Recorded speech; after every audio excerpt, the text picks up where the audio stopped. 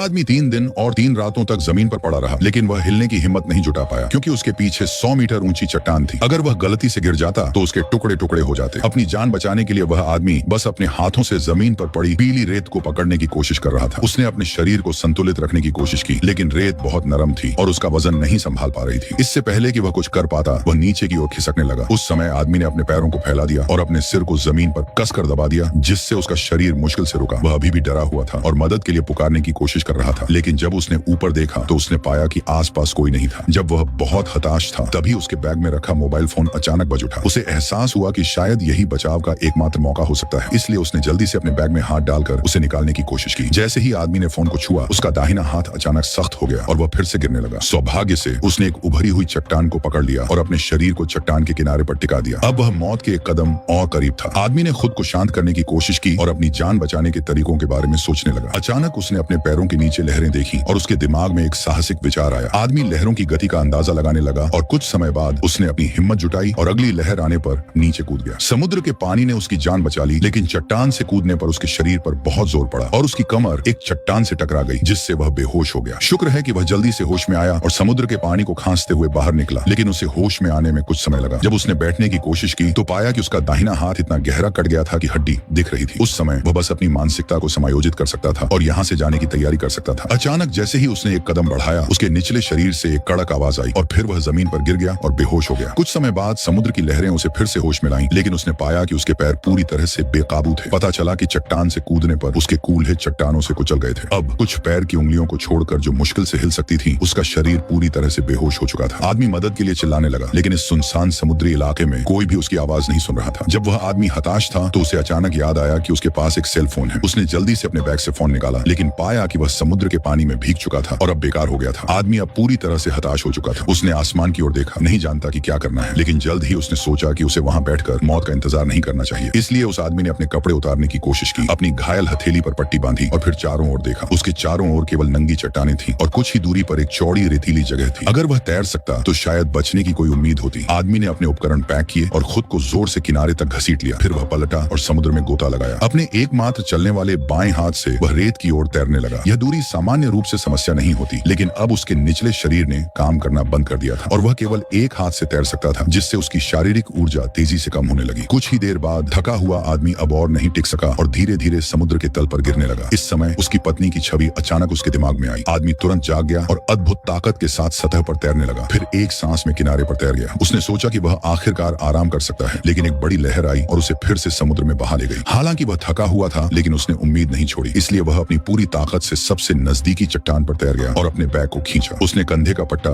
चट्टान पर लटकाया। उसने इस जीवन रक्षक तिनके को कसकर पकड़ रखा था, जिससे उफनती लहरें लगातार उस पर वार कर रही थीं। एक समय के बाद लहरें अंततः पीछे हट गईं और वह आदमी फिर से भाग्यशाली था। लेकिन इस बार एक सींगल ने आदमी की असावधानी का फायदा उठाया और उसके घाव से मांस का एक टुकड़ा निकाल लिया। आदमी तुरंत जाग गया और जल्दी से सीगल को भगाने के लिए हाथ हिलाया। फिर कंधे का पट्टा फाड़ने के लिए संघर्ष किया और जमीन पर गिर गया। फिर उसने अपने शरीर को समुद्र तट पर खींचा और दिन का अधिकांश समय एक संकट संकेत लिखने में बिताया, ताकि कोई भी गुजरने वाला उसे देख सके। हालांकि अंधेरा होने तक आदमी ने बचाव का इंतजार नहीं किया। पानी नहीं पीने के कारण उसका गला सूख गया था। उसने अपने पैरों के नीचे एक छोटा सा छेद खोदा और उसमें टिन की पन्नी रखकर पानी इकट्ठा करने की कोशिश की, लेकिन अपनी गंभीर चोट के कारण वह केवल पेशाब कर सका। तभी समुद्र से गर्जने की आवाज आई और ऐसा लग रहा था कि भारी बारिश होने वाली है। आदमी ने जल्दी से बची हुई टिन की पन्नी छेद में डाल दी और फिर बारिश को पकड़ने के लिए इंतजाम किया। उसने अपनी जीभ को बारिश की बूंदों के लिए खोला, लेकिन केवल कुछ बूंदें ही गिरी। निराश होकर उसने फिर से टिन की पन्नी को उठाया और उसे चूसा, लेकिन पानी की एक बूंद भी नहीं मिली। निराशा ने उसे इतना तोड़ दिया कि वह जमीन पर रोने लगा और अंत में इस कठिनाई को स्वीकार करना पड़ा। अगले दिन आदमी को एक जरूरी फोन की घंटी सुनाई दी। उसने आवाज के स्रोत की तलाश की और जल्दी से समुद्र तट के नीचे से अपना मोबाइल फोन निकाला। उसमें अपने माता पिता की छवि देखकर आदमी तुरंत खुश हो गया। उसने उन सभी को अपने दुखद अनुभव के बारे में बताया और उम्मीद जताई कि वे जल्द ही उसे बचाने के लिए आएंगे। हालांकि फोन के दूसरी तरफ मौजूद व्यक्ति ने सिर्फ अपने आप से बात की और कोई जवाब नहीं दिया। उसे एहसास हुआ कि यह सब सिर्फ एक भ्रम था। उसने समझ लिया कि वह आज शायद न बचे, इसलिए उसने फोन पर अपने परिवार को अंतिम अलविदा कहा। फिर थका हुआ आदमी समुद्र तट पर लेट गया, चुपचाप मौत का इंतजार कर रहा था। उसके घाव से सड़े हुए मांस की गंध ने समुद्र तट पर कई सीगलों को आकर्षित किया, जो उसकी मौत का इंतजार कर रहे थे। अचानक समुद्र में एक जहाज हल्का सा दिखाई दिया, जिसने उस आदमी को फिर से बचने की उम्मीद दिखाई। भले ही यह सिर्फ एक भ्रम था, फिर भी वह किसी भी बचने के मौके को छोड़ने को तैयार नहीं था। इसलिए उस आदमी ने आधा सरफबोर्ड उठाया और बिना किसी हिचकिचाहट के समुद्र की ओर चल पड़ा। हालांकि लहरें उसे बार बार किनारे पर धकेल रही थीं, लेकिन उसने हार नहीं मानी। अंत में उसके लगातार प्रयासों से वह बड़ी लहरों की रुकावट को सफल सफलतापूर्वक तोड़कर समुद्र की गहराई में तैर गया। लेकिन जब उसने चारों ओर देखा तो उसे कोई जहाज नहीं मिला। आदमी ने हार नहीं मानी और धीरे धीरे अपनी आंखें बंद कर ली। फिर सर्फ बोर्ड से फिसलते हुए अंतहीन समुद्र में गिर गया। अचानक उसके सामने एक नाव प्रकट हुई। मछुआरा उसके पास आया और उसे नाव में खींच लिया। आदमी ने राहत की सांस ली और महसूस किया कि अब वह सुरक्षित है।